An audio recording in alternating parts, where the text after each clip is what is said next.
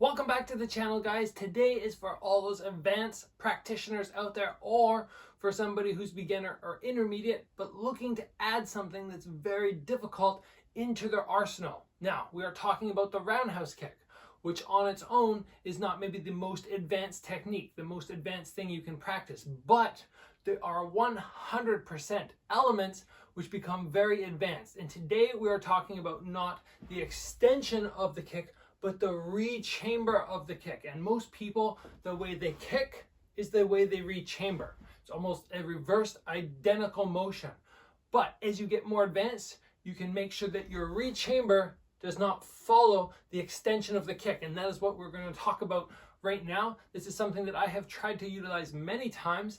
Now, it works for me in sparring, but because I'm not a big kicker, I'm not somebody like a Muay Thai fighter who just stands there and blasts a kick in and blasts a kick in, I don't really prioritize this in my fights. But if you're looking to avoid your kick getting caught, you're looking to get your foot back down to the ground as quick as you can so you can go on defensive mode right away, then this is the technique that you want to start practicing.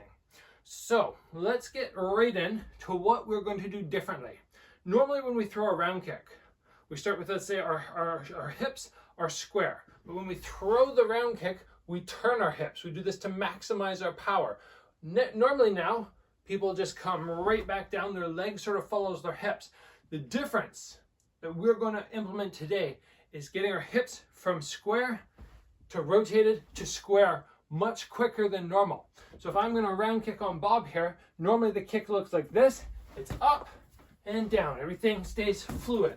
And you will see fighters like Saenchai and Buakaw, guys who kick really, really hard, use the kind of round kick technique that we're used to probably practicing ourselves. But then you see the real intricate guys like Saenchai. I was just watching him this morning on 1FC, gave me the idea for this episode.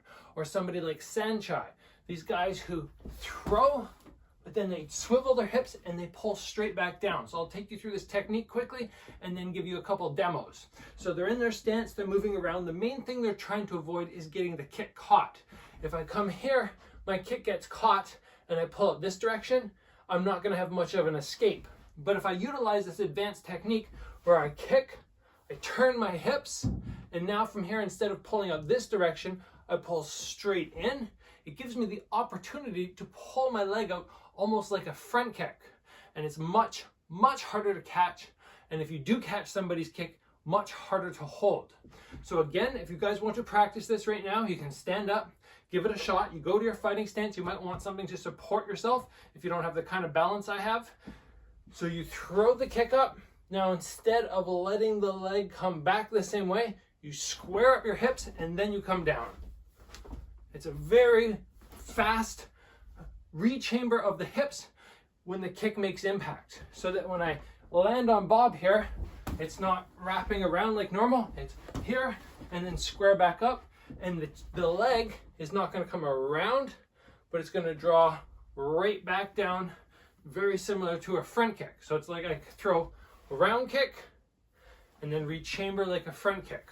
Round kick, get my foot down, get my knee up, and then draw back. It's going to make the rechamber much, much faster. I mean, we're talking milliseconds, but it's going to make it faster in terms of that small, tiny volume. If it's normally like that, I can come right back down. And I'm also in more control of my leg. I find, at least personally, that from here and traveling around, putting my foot down, there's not unbalance, but there's a little bit more instability. Whereas from here into here, right away, I can just hold. I can go into basically a crane stance and just hang out here, which is good also if I want to go right into a block. If I come round kick to here and I try and balance, very difficult. If I go round kick to here, right away I can square up. So that's the drill to practice, like I just did right there. Not going to drop my leg. I'm in my fighting stance, I throw my round kick. If I have a bag or somebody holding Thai pads, I hit hard, boom, and then I come right to there. I'm breaking stuff on my wall. So, oh no. This is a one take episode, guys, so you're getting no editing here. It's okay. So I throw the round kick and I chamber here and I can work on my balance. Moving around, one, So again, if you don't have a bag and you just want to practice right now, stationary, you can just go round kick. I've turned my hips over, unwind, and then just hang here for a second. And if you need support, you take it. You grab a wall, you grab something, round kick, turn, little pause, round kick, turn, little pause. As I already mentioned, I got the idea for this episode by watching Saenchai in ONE FC this morning. Very controlled round kicks, very precise, but most importantly, very focused on not letting somebody take advantage of your round kick. If every time you throw a round kick and somebody counters you, that's no good. If every time you throw a round kick, they catch it and sweep you out, no good.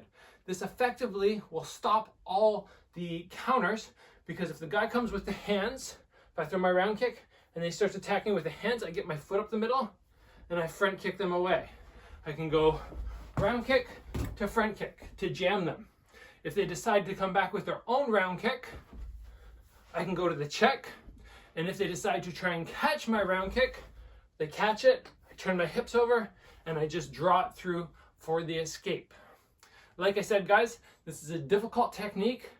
Practice it over and over in the gym, probably on the bag first, then in pad work, and then maybe finally in sparring you'll pull it off. When you can do it, your round kicks are going to become more dangerous, not only because you're going to be able to speed up the whole process, but because the counters that people normally come with will not be there. So you can throw your round kick fairly, I would say you're not going to be scared.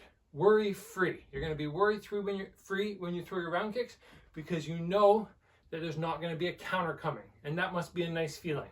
And like I said, in my fights, I don't execute this that much. I just go to the normal, because I'm not really worried about throwing a single and then worrying about the counters. For me, it's usually at the end of my punches, and it's just to finish off.